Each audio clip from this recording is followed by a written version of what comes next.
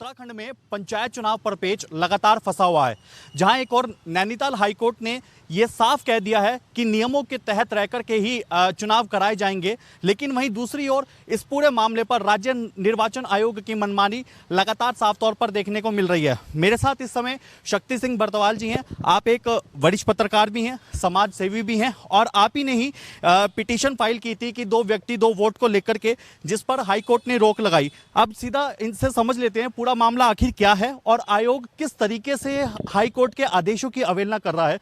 बर्तवाल जी, आपने petition file की थी, उसके बाद हाईकोर्ट ने इस पर स्टे लगाया। आयोग की ओर से लगातार इस मामले का आदेशों का हाईकोर्ट का अवहेलना कर रहा है। पूरा मामला सबसे पहले आप विस्तार में बताएं। देखिए, मैं आपके चैनल के माध्यम से बताना चाहता हूं कि पंचायत चुनाव को लेकर इस बार जो स्थिति प्रदेश में बनी, मुझे लगता है शायद ही 25 सालों में कभी बनी होगी। लगातार कभी किसी मामले को लेकर कोई स्थिति बनी, कभी किसी मामले को लेकर कोई स्थिति बनी। अब जो स्थिति बनी है वर्तमान में, वो स्थिति बनी है डबल वोटर को लेकर। देखिए, पंचायत चुनाव जो राज्य निर्वाचन आयोग करा रहा है, उसकी भूमिका होती है कि जो पंचायती राज एक्ट है उसके अनुरूप आपको चुनाव कराने हैं। पंचायती राज एक्ट 2016 यथा संशोधित 2019 की धारा 9 और उपधारा 6 और 7 में वोटर को लेकर साफ है। धारा 6 कहती है कि एक प्रादेशिक चुनाव में एक बार ही कोई व्यक्ति पंजीकरण का हकदार होगा। धारा 7 ये कहती है कि यह सुनिश्चित कर लिया जाए, यानी कि यह सुनिश्चित कर लिया जाए जब तक कि संबंधित व्यक्ति का पंजीकरण से नाम उक्त सूची से न हट दिया जाए हो, तब तक कि नई सूची में उसका नाम शामिल न किया गया हो। यहाँ जो चौंकाने वाला मामला आ रहा है, हम तो 2 लिस्ट को लेकर गए हैं कि 2 जगह नाम, या तो 4-4 जगह लोगों के नाम है। अब जो शिकायतें हमें मिल रही हैं उसमें कतिपय ऐसे प्रत्याशी हैं जिनका नाम नगर पालिका में भी है, नगर निगम में भी है, और ग्राम पंचायत की विभिन्न ग्राम सभाओं में है। तो आप ये सोचिए, ये हम जो स्वराज का हमारा सिद्धांत था, जो गांव की सरकार गांव का व्यक्ति चुनता है ना, गांव की सरकार इसे कहा जाता है। जो 3 टायर सिस्टम हमारे देश में बनाया गया है, गांव की सरकार हमारी है। इस सरकार को बनाने का काम, उसको चुनने का काम जो गांव के स्थानीय लोग वहाँ पर रहते हैं, जो वहाँ के वोटर हैं, वो तय करते हैं। यहाँ स्थिति क्या हो रही है कि जो प्रभावित करना चाहते हैं चुनाव को, हमने उनको रोकने के लिए राज्य निर्वाचन आयोग से गुहार लगाई थी, लेकिन राज्य निर्वाचन आयोग ने उसे अनदेखा किया। ये मामला तब और बढ़ता है जब जनपद जिलाधिकारी चमोली ने एक पत्र राज्य निर्वाचन आयोग को लिखा और जिलाधिकारी ने कहा कि ऐसे कई प्रत्याशी हैं जिनका नाम 2-2 वोटर लिस्ट में वर्तमान में है। क्या ऐसे प्रत्याशियों का नॉमिनेशन स्वीकार करना है या नहीं करना है, इस पर आयोग अपनी हमें एक मार्गदर्शन दे। तो आयोग ने गजब का काम किया। आयोग का दायित्व बनता था कि वो संबंधित जिलाधिकारी को कहे कि पंचायती राज एक्ट में साफ व्यवस्था है, उसके अनुरूप आप कार्रवाई करें। आयोग ने ऐसा नहीं किया। आयोग ने एक पत्र जारी किया और जिसमें पंचायती राज एक्ट की गलत व्याख्या कर दी और ये कहा कि अगर ऐसे प्रत्याशी हैं जिनका नाम 1 से अधिक मतदाता सूची में है, उनका भी आप क्या करेंगे, चुनाव लड़ सकते हैं और उनका प्रत्यावेदन आप स्वीकार कर लीजिए। और उस चिट्ठी को न सिर्फ जनपद जिलाधिकारी चमोली को लिखा, बल्कि संबंधित 11 के 11 जो और जिलाधिकारी थे उनको भी भेज दिया और रिटर्निंग अधिकारी को भी भेज दिया। अब उससे तो खुली छूट मिल गई, चूंकि रिटर्निंग अधिकारी और जो संबंधित जिलाधिकारी है वो उस समय कॉन्स्टिट्यूशन के हिसाब से बाउंड हो जाता है राज्य निर्वाचन आयोग के लिए। जब देश के चुनाव, आम चुनाव चलते हैं तो भारत निर्वाचन आयोग के कर्मचारी हो जाते हैं, उनको मानना पड़ता है, वो दिशा निर्देश संवैधानिक व्यवस्था है। तो चूंकि इस पर बहुत प्रत्यक्ष रूप से हम जिलाधिकारी या रिटर्निंग अधिकारी की चूक नहीं मानते हैं, चूंकि उसने वही किया जो उसको उस संवैधानिक संस्था ने करने के लिए कहा, और चूंकि उस पर्टिकुलर टाइम पे उस संवैधानिक संस्था के पार्ट है वो, चूंकि चुनाव करवाना है। हमने उस 6 जुलाई का जो पत्र था उसको माननीय न्यायालय के डबल बेंच में चुनौती दी। उसे माननीय न्यायालय ने उस बात को सुना और 11 जुलाई को एक बहुत महत्वपूर्ण फैसला दिया, जिस फैसले में माननीय डबल बेंच हाईकोर्ट ने, माननीय मुख्य न्यायाधीश की जो पीठ थी, उस पीठ ने कहा कि जो 6 जुलाई का जो पत्र है राज्य निर्वाचन आयोग का, ये असंवैधानिक है, पंचायती राज एक्ट के विपरीत है। इसलिए हम तत्काल इस चिट्ठी को, इस पत्र को स्टे करते हैं, इसको स्थगन आदेश पारित करते हैं और हम ये उम्मीद करते हैं कि जो राज्य निर्वाचन आयोग है वो आगे की कार्रवाई पंचायती राज एक्ट के अनुसार करेगा। अब होना क्या था कि राज्य निर्वाचन आयोग को इस पत्र के बाद 12 जुलाई को एक पत्र सर्कुलर जारी करना था कि हमारा जो 6 जुलाई का पत्र है उस पर स्थगन आदेश आ गया है और हमने इसको रोक दिया है। इन्होंने ऐसा नहीं किया। हमने 12 जुलाई को चिट्ठी लिखी, हमने कहा माननीय हाईकोर्ट ने तो फैसला दे दिया, अब आप क्या कर रहे हैं।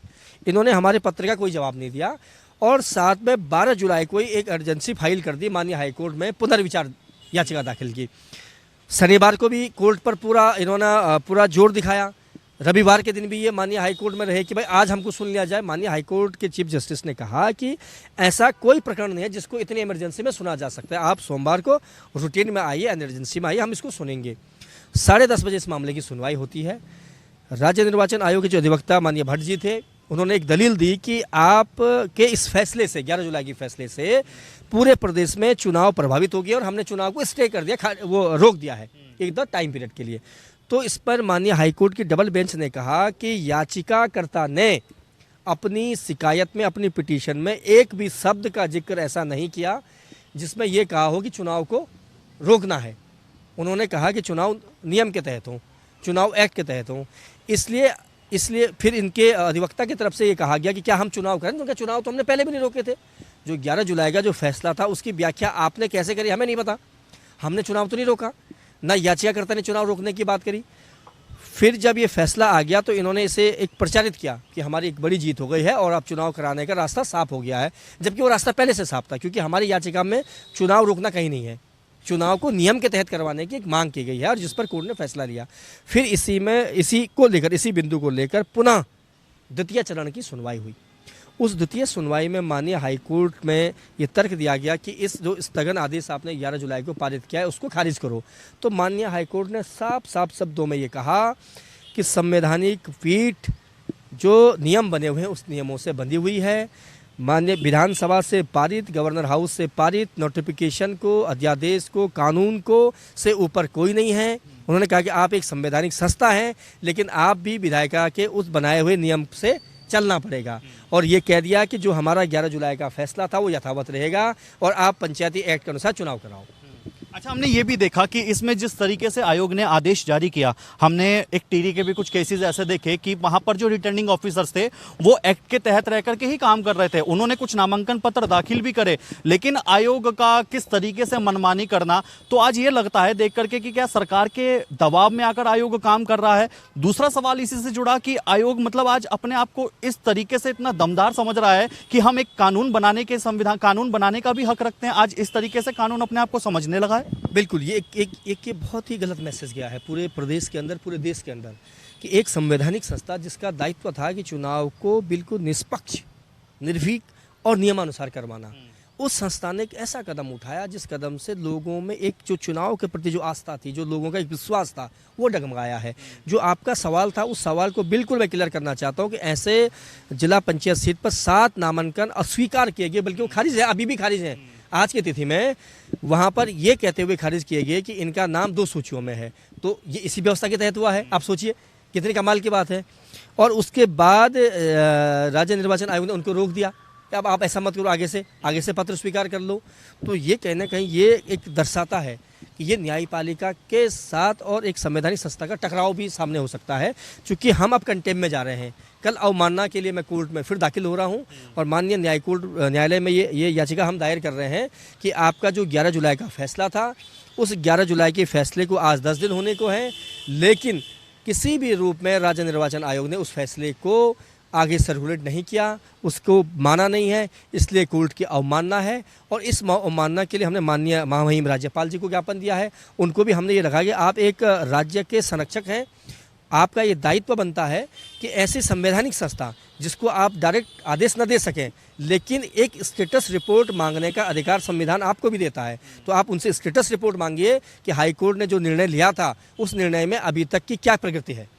लेकिन बरतवाल जी, इसमें एक सवाल ये भी खड़ा हो जाता है कि अगर एक्ट के तहत पूरा भी काम अगर किया जाए और जिस तरीके से आपने भी इस पे पिटीशन फाइल करी है, अब ऐसे में अगर इस पर फिर से पूरा काम किया जाएगा तो निश्चित तौर पर जो चुनावों की तारीख जो तय की गई थी उसमें बदलाव भी देखने को मिलेगा, क्योंकि इतने कम समय में नामांकन पत्रों की जांच करना, उनको फिर से वापस करना, क्योंकि एक आंकड़े के मुताबिक हमारी जो जानकारी है उसमें ये आंकड़ा करीब 15,000 से भी ज़्यादा का है।